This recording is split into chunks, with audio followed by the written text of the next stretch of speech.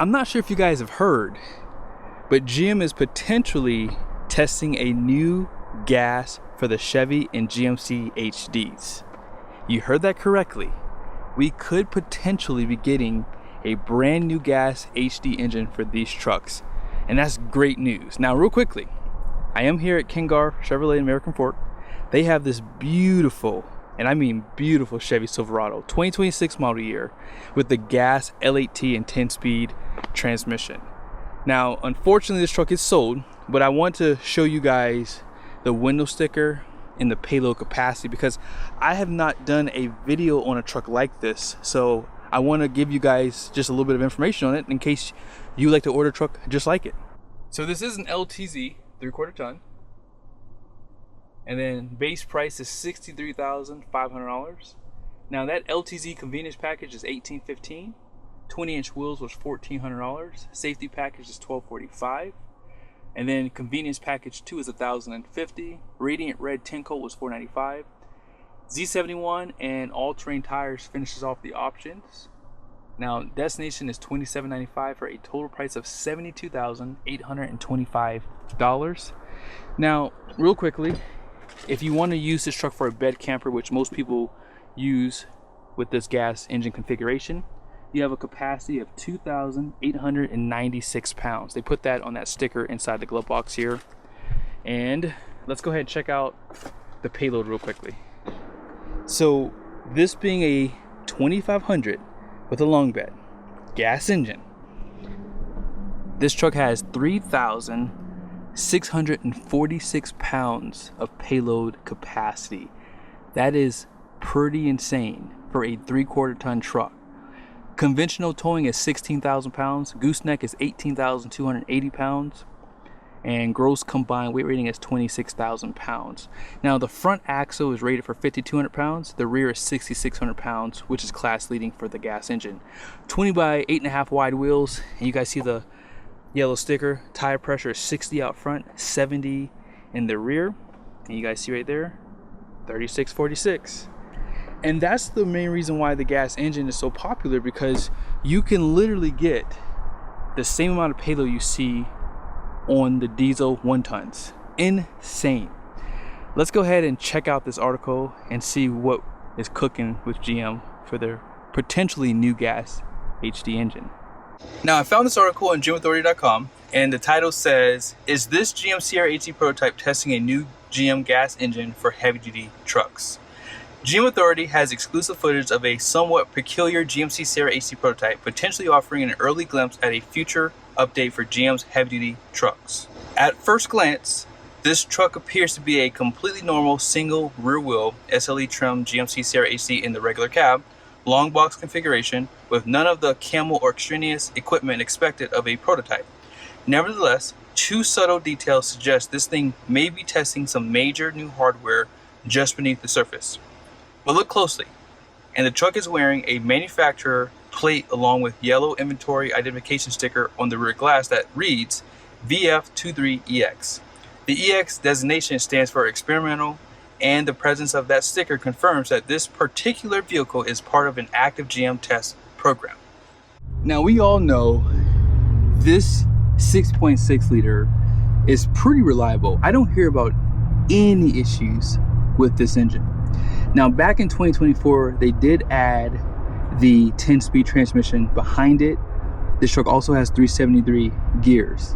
Now, 2020 to 2023s had the 6-speed behind it, but both engine configurations have 401 horsepower, 464 pound-feet of torque, direct injection, and I think it is time for GM to do some updates on this engine, particularly this horsepower. I think the torque is actually pretty good, but I would like to see a little bit more horsepower out of this configuration.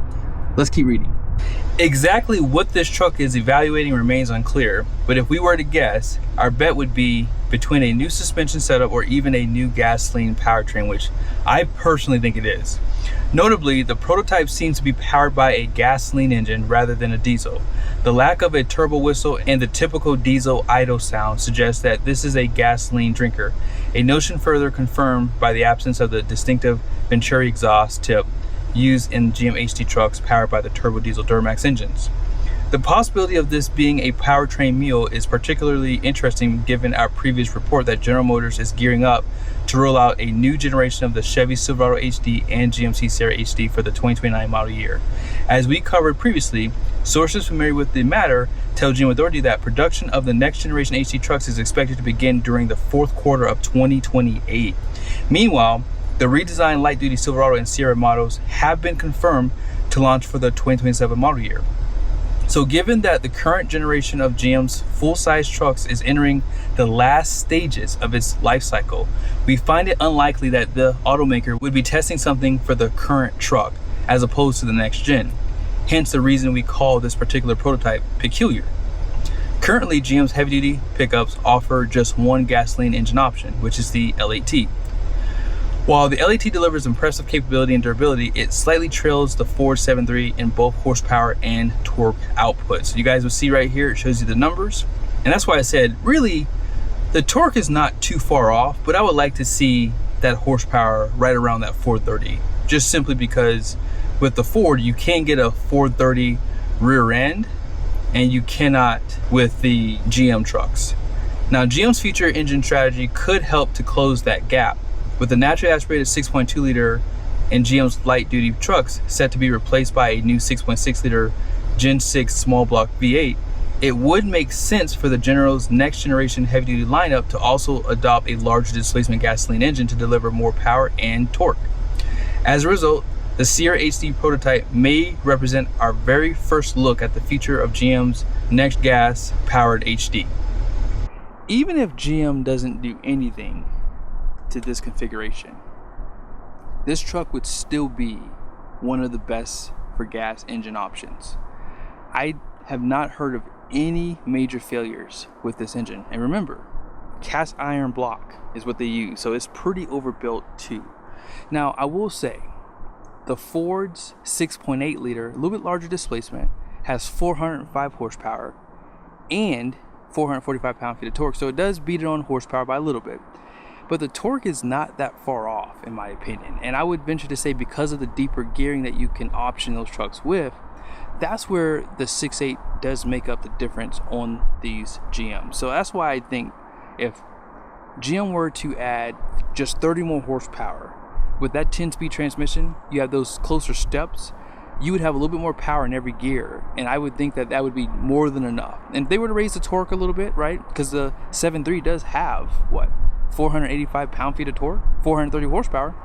I think that GM would be in the ballpark to really get more people excited about maybe skipping the diesel option too. So all in all, I'm excited to see what GM's going to do. I don't think we're going to see a hybrid powertrain in the HDs, although that would be something interesting, especially with electric assistance going up steeper grades. That would be kind of cool. And with regenerative braking, that would make up for not having the exhaust brake you get on the diesel engine. So I think that GM has to play the cards right. This is definitely a very important market, and because Ford dropped their 6.8 liter, now this is again competing with that 7.3, which has more power and is port injected, which I would prefer that over direct injection. And like I said, it just has more power and it just has more ways to configure to get the best towing experience. And as you guys saw, you get big payload with this truck. So technically, this can tow more than the diesel simply because you have more payload capacity. Once you run out of payload capacity, you got to look at a smaller trailer. And so that's where these trucks do come in handy. Now, this truck having the 373, that's the only option you have. And it does have an 11.5-inch ring gear. I believe AAM makes the rear ends for these trucks too, by the way. But yeah, what are you guys' thoughts? Would you guys like to see these trucks have a bigger displacement gas engine with more horsepower and torque, and they still keep this L8T available for those guys who know that this is more than enough truck for their needs?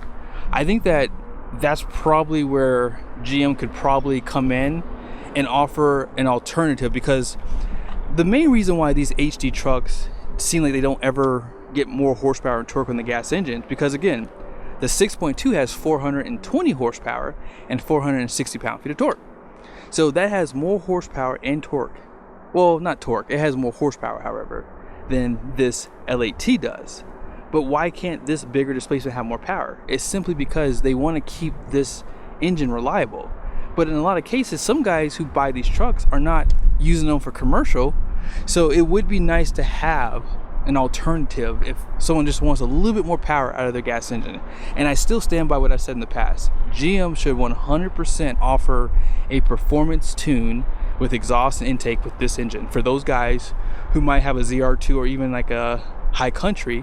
Or if you're on the GMC side of things, maybe you have an AT4 and you just want a little bit more out of that engine. I think that it would be really cool if GM offered that up, because based off the aftermarket world, I've seen guys making over 600 horsepower with this engine, and I've heard that it's reliable. Now, as far as the 10-speed goes, I'm not sure about that, so you have to do your research there. But yeah, I would like to see GM really step it up just a little bit in this category. Ford has already shown us that if you build a strong gas engine, people will choose it over the diesel option. And I've seen that time and time again because of how expensive diesels have gotten. Because again, the Duramax was what, $9,400 what, 2 years ago? Now it's like $10,000 basically. And if you're looking at a high output Power Stroke, that's like $13,495. And I think that the Rams is what, $12,995 for the Cummins. So it's just a big cost up front that you could skip potentially. And then that way, you know, you can have decent power for that off chance you need to tow your trailer 2-3 times a year. And on top of that, I think that there's just more peace of mind with this engine because of the fuel standards that we have today too. So there's just a lot to think about when you're buying a truck today. But I hope this video was helpful. I'm hoping that GM is planning to do something big to really put them back up in the conversations on the gas engines. When this engine came out back in 2020, it really did impress me. But I want to say at that point, I hadn't driven a 7.3, and I would say that it still outperformed the Hemis that I had driven previously, simply because at elevation, these engines do make great power, but at these higher altitudes, they do suffer because you lose 3% of your horsepower. So again, I would like to see GM really step their game up in this segment, because there are a lot of guys who are really going back and forth between diesel and gas, and this could be a way to steal business from Ford because they do have the best offering when it comes down to gas engines. But hope you guys enjoyed the video. Be sure to subscribe to the channel, make sure bell notifications are on. See you guys soon.